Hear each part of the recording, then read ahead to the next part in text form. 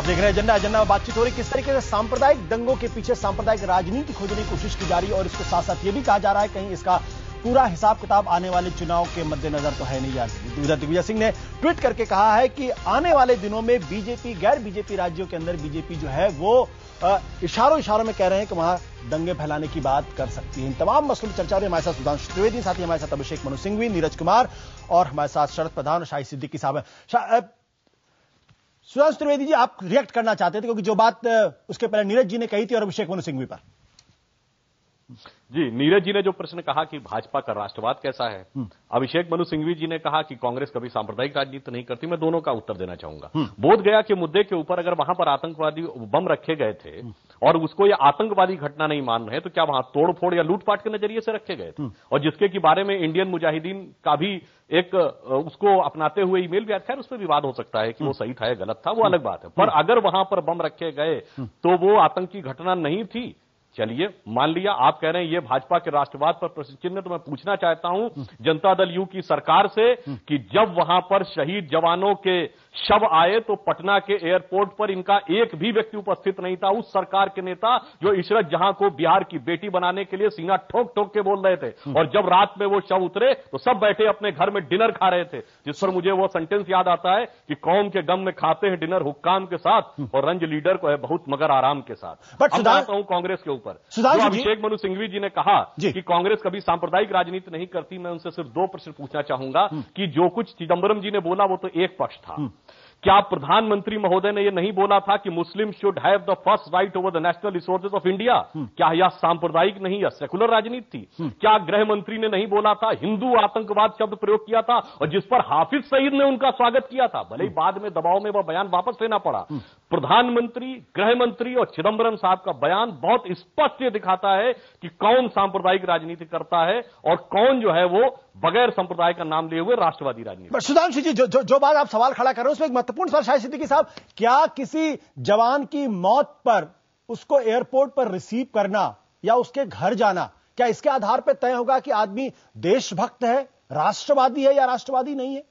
क्या यह कहना कि यहां के रिसोर्सेज पर मुसलमानों का पहला हक है, क्या यह तय करेगा कोई सांप्रदायिक है या सांप्रदायिक नहीं है, या सांप्रदायिकता के कुछ दूसरे गहरे मतलब हैं जो आज गड्ढमड्ढ होते नजर आ रहे हैं? शाहिद सिद्दीकी साहब।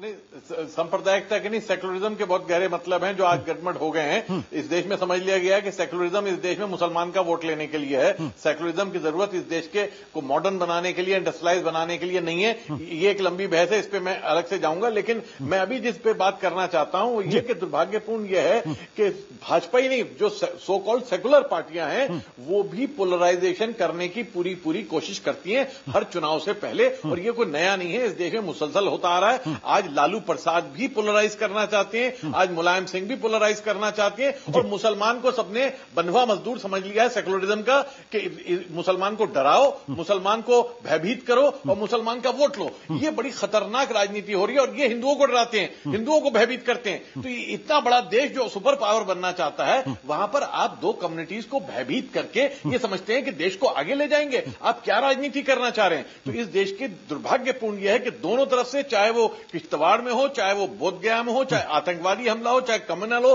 चाहे नॉन कम्युनल हो, हर चीज को वोट का एक जरिया समझ लिया गया है कि लोगों को डराओ और इश्यूज के ऊपर चुनाव न लड़ो, विकास के ऊपर चुनाव न लड़ो। बातें बहुत करते हैं विकास, लेकिन चुनाव आखिरकार इस पे जाके लड़ते हैं। आज मुलायम सिंह भी वही खेल कर रहे हैं, आज दिग्विजय सिंह भी वही खेल कर रहे हैं। दिग्विजय सिंह बहुत दिन से खेल कर रहे हैं। कांग्रेस में एक खेल चल रहा है कि एक आदमी प्रो मुस्लिम बोले, एक प्रो हिंदू बोले, एक सेकुलर बोले। वही भाजपा के अंदर भी है, कुछ सेकुलर बोलते हैं, कुछ कम्युनल बोलते हैं, कुछ नेशनल विकास पे बोलते हैं। ये जो नेशनल पार्टियां हैं इन्होंने खेल बांट लिया है। बट शाहिद सिद्दीकी साहब, मैं आपसे सवाल ये करना, मैं आपसे सवाल ये पूछना चाहता हूं कि भाई क्या प्रो मुसलमान बोलना सांप्रदायिक राजनीति है?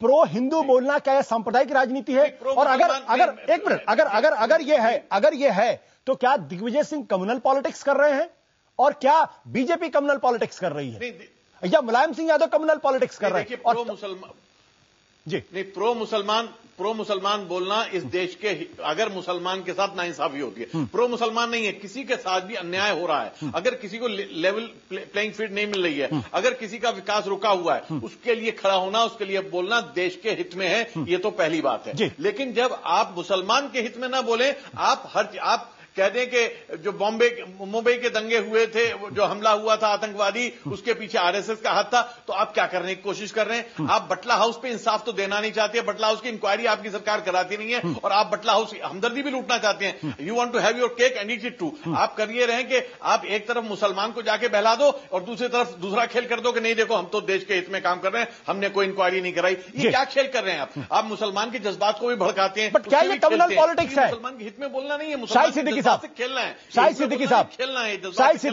शाहिद सिद्दीकी साहब, आरएसएस बीजेपी में बड़े आराम से कह दिया जाता है कि वो हिंदू सांप्रदायिकता की पॉलिटिक्स कर रहे हैं। क्या दिग्विजय सिंह, मुलायम सिंह यादव मुस्लिम सांप्रदायिकता की राजनीति कर रहे हैं? ये मुस्लिम संप्रदायिकता के तुष्टीकरण की राजनीति करते हैं। तुष्टीकरण की बात नहीं, संप्रदायिकता के तुष्टीकरण की राजनीति करते हैं। अगर इसके पीछे ना हिंदू की राजनीति वो कर रहे हैं, ना मुसलमान की राजनीति कर रहे हैं। माफ करें आशुतोष जी, ना हिंदू की राजनीति वो कर रहे हैं, ना हिंदू के हित के लिए वो लड़ रहे हैं, ना मुसलमान के हित के लिए ये लड़ रहे हैं। दोनों भावनाएं भड़का रहे हैं। मकसद तुष्टीकरण करके वोट लेना है। मैंने तो पहले कहा कि भयभीत करके मुसलमान को इतना खौफजदा कर दो कि मुसलमान मजबूर होकर हमें वोट दे दे। मुसलमान ये ना देखे कि विकास हुआ कि नहीं हुआ, सच्चर कमेटी लागू हुई कि नहीं हुई। पुलिस आज देखिए कि आज 10-12 बरस बाद भी आज पुलिस के अंदर मुसलमानों का औसत जो है और घटा है। सारी सरकारी नौकरियों में मुसलमानों का औसत घटा है। उसके बाद आप मुसलमान को भयभीत करके वोट लेना चाहते हैं मोदी का हवा दिखा के, तो अब मुसलमान हवा दिखकर वोट नहीं देगा, आंख खोलकर वोट देगा। सेकुलर पार्टियों बहुत अच्छा हो अगर लोग नागरिक की हैसियत से वोट दें, आंख खोलकर वोट दें। बट शरद प्रधान जी, ये बड़ा महत्वपूर्ण सवाल इस बात को लेकर, क्या मुस्लिम तुष्टीकरण ये सांप्रदायिकता है या नहीं है? क्या सिर्फ बीजेपी पर यह आरोप लगेगा कि वो हिंदू वोट बैंक की पॉलिटिक्स करते हैं इसलिए सांप्रदायिक है? क्या आरएसएस पर यह आरोप लगेगा? क्या जो मुस्लिम परस्त राजनीति करते हैं, जो मुस्लिम तुष्टीकरण की बात करते हैं, क्या वो सांप्रदायिक है या नहीं है? क्या मुलायम सिंह यादव, क्या दिग्विजय सिंह सांप्रदायिकता की राजनीति करते हैं नहीं करते? ये बिल्कुल सही बात है। और जो शाहिद सिद्दीकी साहब ने बड़ी पते की बात कही है, देर आए दुरुस्त आए। जब तक ये समाजवादी पार्टी में थे तब तक इनकी सोच ऐसी नहीं थी, बट बड़ी अच्छी बात है कि इन्होंने खुल करके साफ दिल की बात कही है। और जो हकीकत है कि हर पार्टी, जो खास तौर से कांग्रेस और समाजवादी पार्टी और बीजेपी, ये तीनों कम्युनल पॉलिटिक्स पे थ्राइव कर रहे हैं। और इनको अपनी अपनी राजनीति के लिए ये चाहते हैं, ये कुछ हद तक, किसी हद तक जा सकते हैं। अगर बीजेपी बात करती है हिंदुत्व की तो उसको फौरन कम्युनल कह दिया जाता है, और वही काम ये लोग अगर करते हैं दूसरे तरीके से मुस्लिम तुष्टीकरण जिसे कहा जाता है, ये तुष्टीकरण इनका कोई इंटेंशन, कोई इनको प्रेम नहीं है मुस्लिम से, ये सिर्फ वोट की राजनीति करते हैं। और ये बड़ा दुर्भाग्यपूर्ण है और तरह तरह से इन्होंने किया है। अब इतना ओवरडू करने लगे हैं कि अब लोगों को दिखने लग गया है इसके पीछे इनका खेल क्या है, कि सिर्फ वोट का खेल है। इनको कोई ये नहीं है कि ये आरोप आपका कांग्रेस पार्टी पर भी है, डाउन ट्रॉडन है, मुसलमान गरीब है, उसको उसके इकोनॉमिक डेवलपमेंट के लिए नहीं कुछ करेंगे। शरद प्रधान जी, क्या वोट मिल जाए ये इंश्योर करेंगे? यानी आप हमारे पास तमाम एग्जाम्पल। आप कांग्रेस पार्टी पर भी आरोप लगाते हैं? आप कांग्रेस पार्टी पर भी आरोप लगाते हैं? बिल्कुल, बिल्कुल खुल के। मैंने पहले भी कहा कि दिग्विजय सिंह साहब ने जिस तरीके से यूपी में राजनीति करी, वो उन्होंने बाकायदा, मतलब हर स्टेप पे उनके दिखता था, इतना ज्यादा विजिबल हो गया था कि ओवरडू जो मैं कह रहा हूं ना, जिससे कि जरूरत से ज्यादा जब करने लगता है तब वो दिखने लगता है कि साहब ये दिल से आप नहीं कर रहे हैं, सिर्फ दिखावे के लिए कर रहे हैं, अपने वोट के लिए कर रहे हैं। बिल्कुल। अभिषेक मनु सिंघवी साहब, आप जवाब देना चाहेंगे?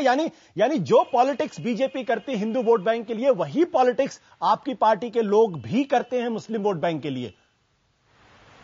3-4 बातें आशुतोष जी। जिसने भी भारत का राजनीतिक इतिहास देखा है या पढ़ा है पिछले 100-125 वर्ष में, अगर वो बीजेपी और कांग्रेस की राजनीति को बराबर मान सकता है, सांप्रदायिकता के मुद्दे पे, अलग अलग धर्मों के मुद्दों पे, उनकी सोच, उनकी पहचान बड़ी भिन्न है।